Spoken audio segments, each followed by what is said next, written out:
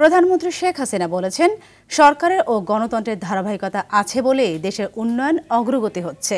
দুর্যোগ মোকাবেলা সম্ভব হচ্ছে, মানুষের পাশে দাঁড়ানো সম্ভব হচ্ছে। সকালে পটুয়াখালী কলাপাড়ায় ঘূর্ণিঝড় দুর্গত এলাকা পরিদর্শন ও সহায়তা প্রদানের পর তিনি এসব কথা বলেন।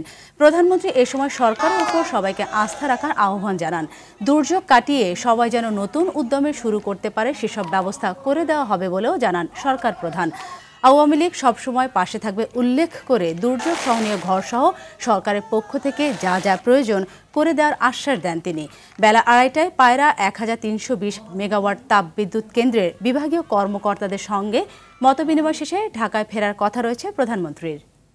এবারের জলোচ্ছ্বাস খুবই অস্বাভাবিক জলোচ্ছ্বাস হয়েছে। আমি ধন্যবাদ জানাই যে আমরা সাইক্লোন শেল্টার করেছি, সেখানে মানুষ নিরাপদ আশ্রয় পেয়েছে।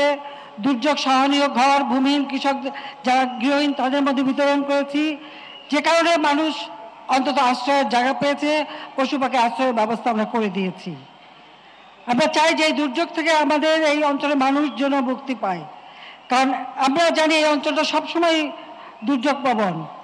ইতিমধ্যেই যে সমস্ত রাস্তাঘাট ভেঙে গেছে সেগুলি মেরামত করার ব্যবস্থা নেওয়া হয়েছে।